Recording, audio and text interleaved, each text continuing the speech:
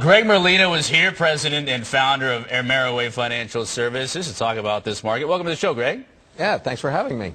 All right, what do you make of what's going on here? We're down about 12 points, really flat on the day. Are we finally starting to get closer to this trough, maybe to where we can start realizing, okay, boy, that rubber band snapped, we had a little bit of a correction, and now it's time to go back up again? I think so. I think we're close to having the correction that's been long overdue. We went up over 70% on the S&P since March 9th. Yeah. So, quite frankly, I thought we should have had this correction around 6 months ago. But, yeah, I think we might risk going down another couple of percent, then work our way back up. So you're bullish long term? I am, absolutely. I think the fundamentals that are present right now in the economy are improving. I think we're going to certainly not see the trajectory that we saw the last 11 months over the next 11 months. But we estimate that equity returns for 2010 will probably be closer to their long-term average, somewhere between 7 and 9% for the year. You know, we get a lot of talk about GDP and where people think it's going to be this year and where they don't think it's going to be.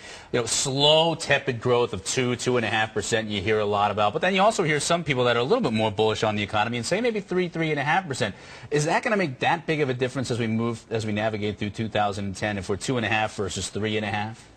Well, I think if it's 2.5, we're in trouble. Yep. I'm actually looking toward 3.5, which certainly isn't going to knock the socks off of anybody.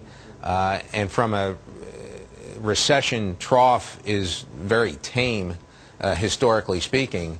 But look, there are a number of headwinds that are still in front of us that we have to get through. There's no question about it. What do you worry about most? Bonds versus equities these days? Because really it seemed that for a while bonds were the easiest place to be. Well, and you see that with mutual fund flows, that after 2008 everybody got out of stocks too late. Right. Put it into money markets where they were earning nothing, but at least it was safe. And then in last year what we saw was they took those dollars, they didn't go back into stocks, they went into the bond market. Mm-hmm. And unfortunately, they did that after interest rates had come down to the lows that they're at right now. So, yeah, I think that, unfortunately, for a lot of investors who are particularly in long-term governments or high-grade corporates, if they're going to feel a lot of pain when we see interest rates go up, which I think we're going to see if a double-dip recession is off the table. Last couple of weeks, we certainly have been worried about the pigs, and I know that you love that. Portugal, Ireland, Greece, and Spain. Have we banned? Listen, okay, two of those four. Barclays has banned. Two of those four. I'm half of that. Okay, so if I can, nobody else can say it. I can say it. All right. Fine. Either way, we've got these sovereign nations right now in trouble of defaulting, or at least at the very least, getting downgraded to junk status, where they can't borrow money out there, which they're pretty much at that point right now, anyways. Does that worry you, or are those overblown a little bit in terms of talking about Japan, the UK, and the United States? I think it is overblown somewhat, just given the size of their economies. But I think what makes some people nervous is the fact that this could be one of the dominoes that begins to tumble. Taken in and of themselves, I really don't see it being that much of an issue.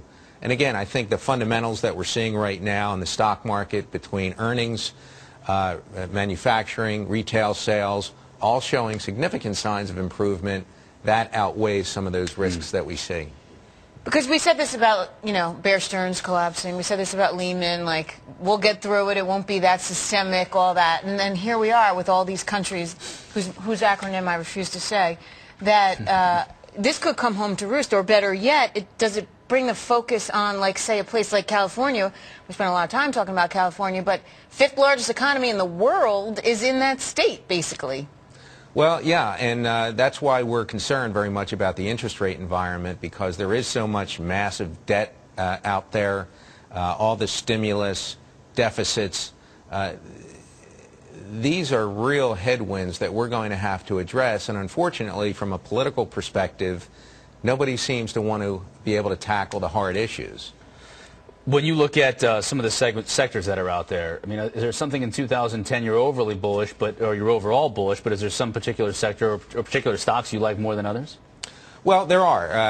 Healthcare, I think, is an area that seems appealing to me. And the reason for that is, number one, they've been beaten down for so long.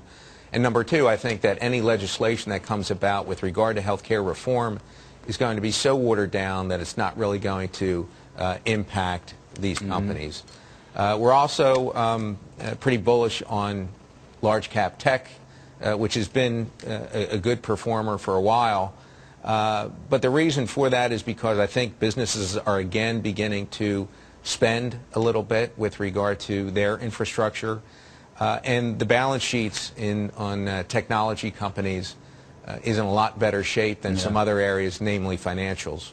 Are you dabbling in the financials at all, though? We're underweight financials right now because we still think that there are some loan problems out there that need to be faced. And unfortunately, the banks have big targets on their backs right now from a legislative perspective. And I think that that may take some opportunities for profitable areas that they otherwise might go in, but are now being restrained against doing so. Would you be more apt then to go into the commercial banks, the smaller banks, regional banks, I guess, right now, like a Fifth Third or something like that, more than you would the Goldman Sachs and the JP Morgans of the world for that very reason? Yeah, I think regional banks have a little bit more appeal to me. Yeah. I mean, we've seen a tremendous run-up on Goldman Sachs, for example. A lot of these banks were beaten down so bad that they made huge runs since last March. And that's why, another reason why I'd be cautious right now because of valuations. Got to point out that the Dow has fallen below 10,000. It's down 16 points right now. Below that emotional 10,000 mark right now. We'll probably be having back and forth all day long. Greg Merlino, president and founder of Ameriway Financial Services. Thanks so much for being with us. Thank you.